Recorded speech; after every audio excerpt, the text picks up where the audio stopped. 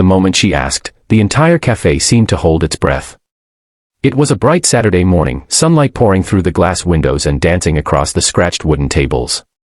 The smell of fresh coffee floated in the air, soft and comforting. Yet for Rowan Hale, nothing about that moment felt calm. Because no one had ever asked him something like that before. Not in years. Not since life had turned him into someone who only knew responsibility, sacrifice, and quiet loneliness. "Will you be my date this weekend?" The words didn't feel real. They felt like they belonged to someone else's life. Someone who had time for dinners and laughter and moments that didn't revolve around school fees, medical bills, or fixing broken appliances at midnight. If you believe in kindness and second chances, take a moment to like, comment, share, and subscribe to Stories That Matter, because sometimes the smallest moments can change an entire life. Rowan was a single father who carried exhaustion in his shoulders and quiet hope in his heart. Every day began before sunrise and ended long after the city lights dimmed. He worked as an auto technician in a modest garage on the edge of town, his hands permanently rough from years of repairing engines and lifting tools heavier than his own dreams. His world revolved around one person, his 8-year-old daughter, Mira. She was sunshine in human form. Bright-eyed, endlessly curious, and far stronger than any child should have to be. Rowan had raised her alone since she was 2 years old, after her mother walked out without a goodbye. No explanation. No note. Just absence. Since then, life had become a careful balancing act. School lunches packed at dawn.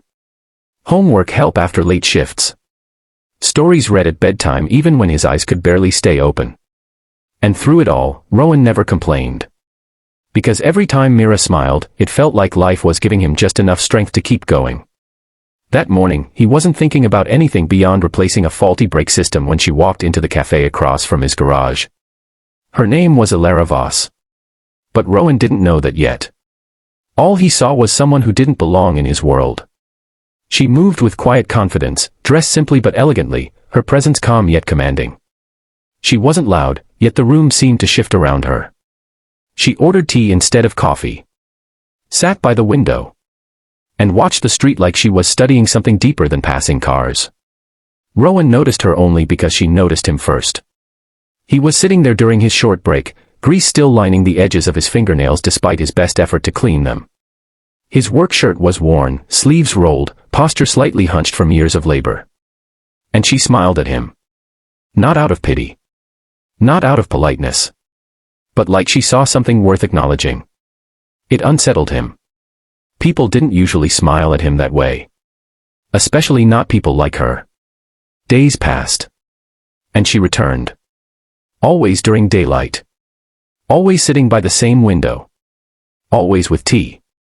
Sometimes she brought a book. Sometimes she just watched the street. Eventually, she started greeting him. Small nods at first. Then brief conversations. Nothing dramatic. Nothing forced. She asked about the garage. He mentioned his daughter. She listened, really listened, in a way that felt unfamiliar. Rowan found himself talking more than he meant to.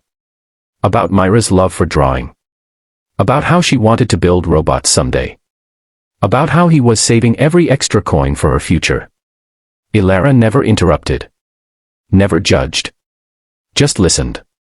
Until that Saturday morning when she asked the question that changed everything.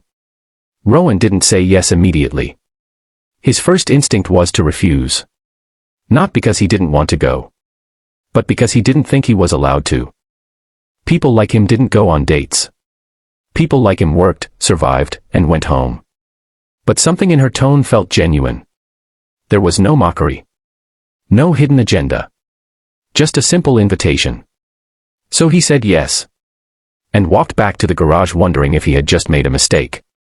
That night, doubt crept in. He looked at his reflection and saw someone tired. Someone ordinary. Someone who didn't fit into polished worlds. He almost canceled. But Mira stopped him. She noticed the way he stared at his only decent shirt. The way he hesitated before ironing it. And for the first time in years, she saw her father nervous. That alone convinced her this was important. So she helped him choose a tie. Too big. Too bright. But perfect in her eyes. The weekend arrived with clear skies and warm sunlight. Daytime. No dramatic evening lights. No fancy restaurants. Elara had chosen something simple, a walk through the city's botanical gardens. Rowan expected awkwardness. Instead, he found calm. She didn't treat him like a project. Didn't ask intrusive questions. They talked about ordinary things. Plants. Weather. Favorite childhood memories. For a few hours, Rowan felt like a person again. Not just a father. Not just a worker. But someone who existed beyond survival. Days turned into weeks. They met again. Always during the day. Coffee shops. Parks. Street markets. Elara showed interest in Mira too, sending art supplies anonymously after hearing about her passion for drawing. Rowan assumed she was simply kind. Because kindness still existed in small pockets of the world. Or so he believed. Until everything changed. One afternoon, Mira fell ill at school. Rowan rushed her to the hospital. The diagnosis wasn't life-threatening, but the treatment was expensive. Painfully expensive. More than Rowan had ever imagined. For the first time in years, fear returned in full force. He worked double shifts. Skipped meals. Took on extra repair jobs at night. But the numbers refused to add up. Bills piled. Hope thinned. He didn't tell Elara. Because pride still lived inside him. Until she showed up at the hospital one morning. Not in casual clothes. But in something different. Sharp. Professional. Powerful. And suddenly, Rowan realized he had never truly known her. That was the day he learned the truth. Elara Voss wasn't just a woman who liked tea and gardens. She was the CEO of one of the largest technology firms in the region. A millionaire. A leader whose name appeared in business magazines and conference panels. The kind of person who operated in a world Rowan had never even imagined entering. The realization hit him like a storm. Embarrassment followed. Then anger. Not at her. But at himself. For believing someone like her could simply exist in his life without a reason. He assumed she would disappear now that the truth was exposed. People from powerful worlds didn't stay connected to struggling mechanics. But she didn't leave. Instead, she stayed. Not with grand gestures. Not with dramatic speeches. But with quiet consistency. She didn't offer money. She offered support. Help navigating medical systems. Connections that reduced treatment costs. Guidance without making him feel small. And slowly, Rowan realized something important. She had never hidden who she was to deceive him. She had simply chosen to meet him as a person, not as a CEO. Their bond deepened. Built not on wealth or need. But on shared resilience. Because Elara had her own scars. A life of success built on expectations. Loneliness hidden behind achievements. Pressure that never eased. In Rowan, she found something rare. Honesty. In Elara, Rowan found something unexpected. Belief. Mira recovered. Treatment worked. And life began to feel lighter. Months later, Rowan stood in the same café where everything had begun. Sunlight again filling the room. Elara sitting by the window. Tea in hand. Only this time, the question came from him. Not spoken aloud. But present in the way he looked at her. Because sometimes, the greatest wealth isn't money. It's finding someone who sees your worth before you do. If this story touched your heart, please take a moment to like, comment, and share your thoughts below. Your support helps keep real stories alive. And before we end, tell us in the comments. Do you believe kindness can change destiny?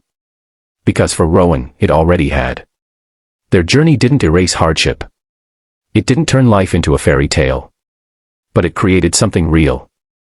A partnership built on respect. On shared healing. On second chances. And sometimes, that's more powerful than any fortune. If this story moved you even a little, don't forget to engage with the video. Your support means the world and helps these stories reach hearts that need them most. Because sometimes, all it takes is someone asking a simple question on an ordinary, sunlit morning.